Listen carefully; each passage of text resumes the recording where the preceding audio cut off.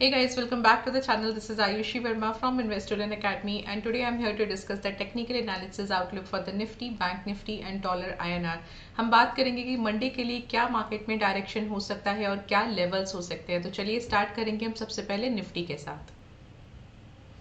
Okay, सो weekly chart पे हमने देखा कि निफ्टी कर अराउंड 3% के करीब हमें पिछले हफ्ते एक ब्रेकआउट मिला, और ये जो एक रेंज था, ये जो आप जोन देख रहे हैं, इस रेंज से फिलहाल जो है मार्केट अभी ब्रेकआउट दे चुका है। So this is a good confirmation कि अब हम देख सकते हैं कि डायरेक्शन क्या हो सकता है। वन साइडेड हमें यहाँ से थोड़ा सा अप मूव मिलेगा, और ये तो श्योर है कि जो एक ब्रेकआउट होना था वो हो चुका है, और ब्रेकआउट होने की वजह से अब हम यहाँ से मार्केट थोड़ा सा आप देख सकते हैं। So this is on a weekly chart. तो वीकली बेसिस पे हम को जो व्यू है वो बुलिश का ही है, अप का ही है। और अगर मैं डेली चार्ट की बात करूँ, सो डेली चार्ट पर हम एक बहुत ही इम्पॉर्टेंट लेवल पर हैं, विच इज़ एट 19,175। देखो अब ये जो लेवल है ना, ब्रेकआउट हो गया, प्राइस ने अच्छा 3 दिन गैप अप दे दिया, काफ़ी अच्छा मूवमेंट दे दिया, सारी चीज़ें हो गया।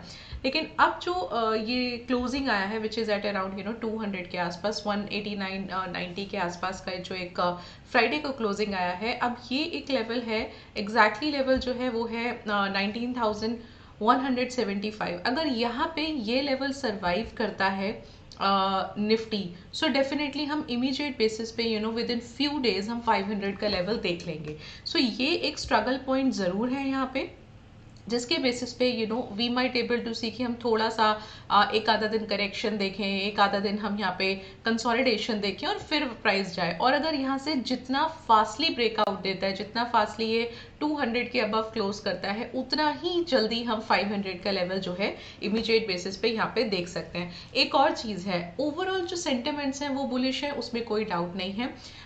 जो लोअर साइड है, जो डाउन साइड है, वो मैक्सिमम टू मैक्सिमम 19,000 की है। तो यहाँ से सिर्फ 200 पॉइंट का ही मैं एक करेक्शन या मैं एक कंसोलिडेशन देख रही हूँ कि हाँ विद इन फ्यू डेज हो सकता है कि हम एक छोटा छोटा करके करेक्शन देखें या छोटा छोटा करके कंसोलिडेशन देखें और 19,000 तक आके वापस जाए। और अगर ऐसा नहीं होता है, डायरेक्टली यहाँ से ब्रेकआउट देता है, तो इमीडिएट बेसिस पे आप 19,500 को एक्सपेक्ट कर सकते हैं। सो जो व्यू है वो कम्प्लीटली बुलिश है। सो मैं यहाँ पे क्या कर सकती हूँ, 19,000 का पहला एक सपोर्ट लेवल मार्क कर लेती हूँ।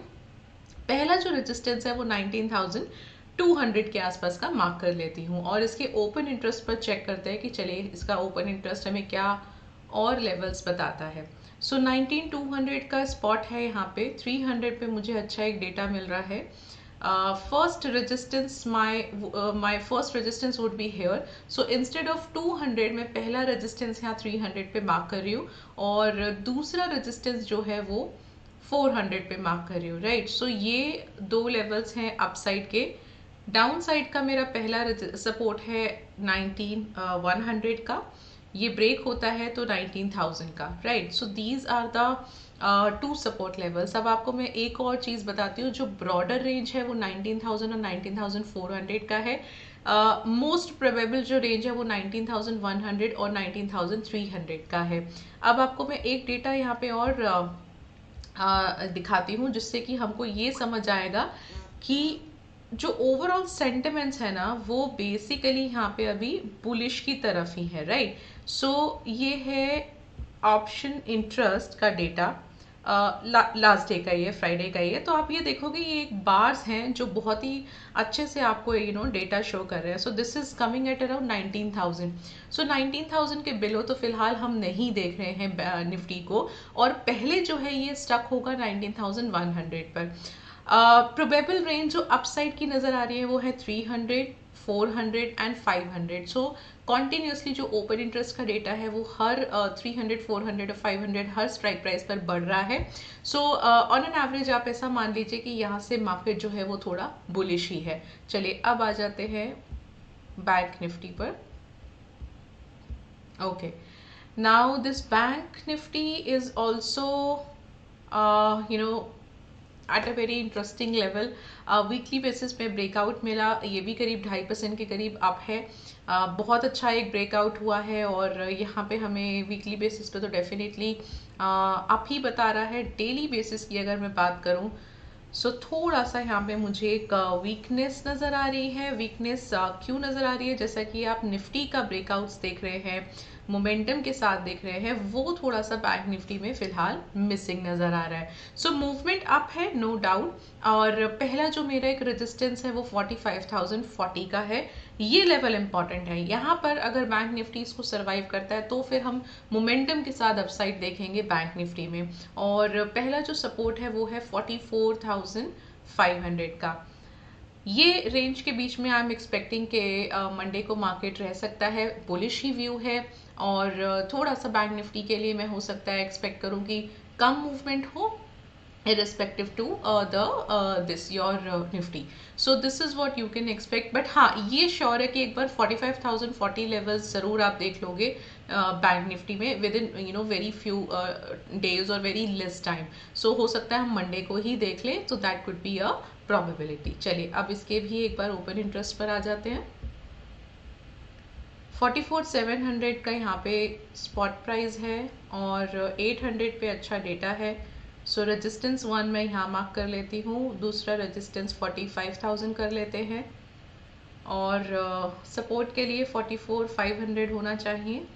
यस, सो ये मेरा पहला सपोर्ट लेवल आ गया, और दूसरा support level I would mark at 44,400। So कहीं भी हमको बहुत ज़्यादा फॉल एक्सपेक्ट ही नहीं हो रहा है, लग ही नहीं रहा है कि बैंक निफ्टी में हम बहुत ज़्यादा यहाँ से फॉल होता हुआ देखेंगे।